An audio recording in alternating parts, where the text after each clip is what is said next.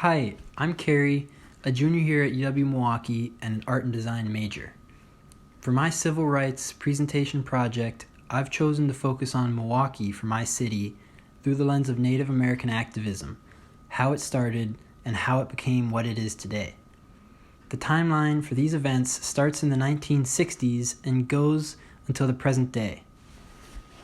It all started with the American Indian Movement, or AIM.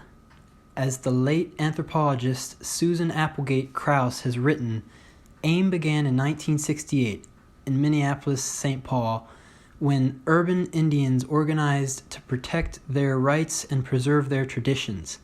Indian activism spread across North America with other takeovers, sit-ins, and demonstrations. AIM started in Minneapolis, but right away spread to Milwaukee. Herb Powless, an Oneida citizen, and Jerome Starr, an Ojibwe citizen, brought AIM to Milwaukee in 1970. It was the third AIM chapter after Cleveland. Milwaukee has always had a large and diverse Native community. Census statistics cited by Professor Krause show that the Native population of Milwaukee has grown from about 1900 and 1960 to over 10,000 people by 2000.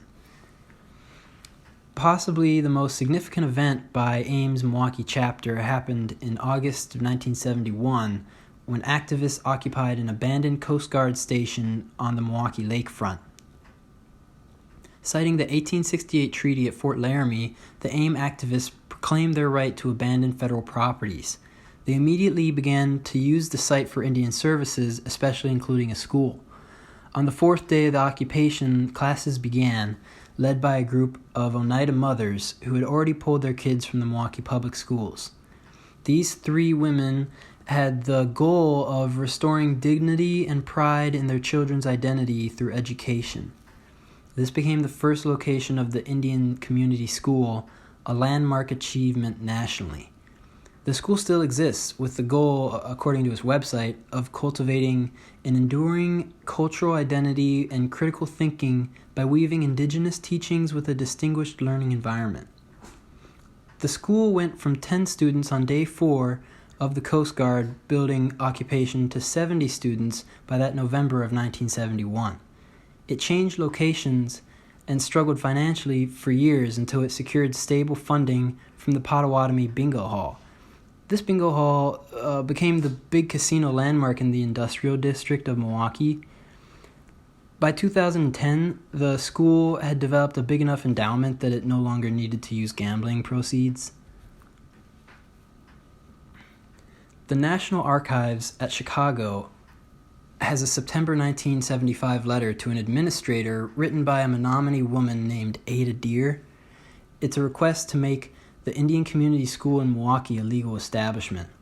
She's an example of the many essential ways Native women were a part of AIM. It's dangerous and brave to storm a building, which male AIM members did, but in some ways it's an even bigger hurdle to do what the female members did, which was to legally establish something like a school and make it work for years.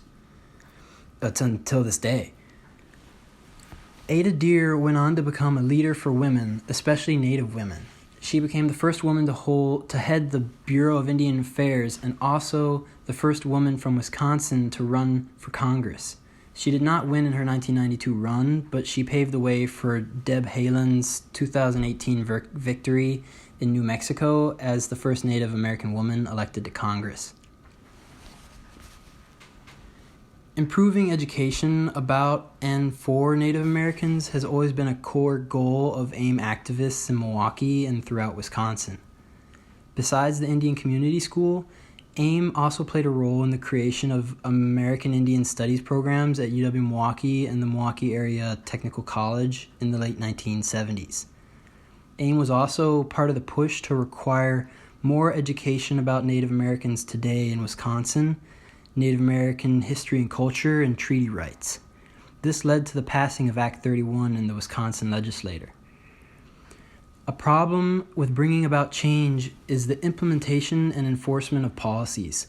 Act 31, in my experience, was not enforced. My high school teachers, my peers, and I went to meetings with Madison Metropolitan School District's superintendent to ask for a better enforcement of Act 31 policies to teach minority culture. But I feel like Act 31 to this day is mostly empty words. More people need to fight like Ada Deer and others did for the Indian Community School to make Act 31 become a reality for Wisconsin students. This past summer, I took an American Indian Studies class, and afterwards I felt like it should be required for all UW-Milwaukee students. So now, this Multicultural America project has taught me that I have directly benefited from the efforts of AIM activists decades ago.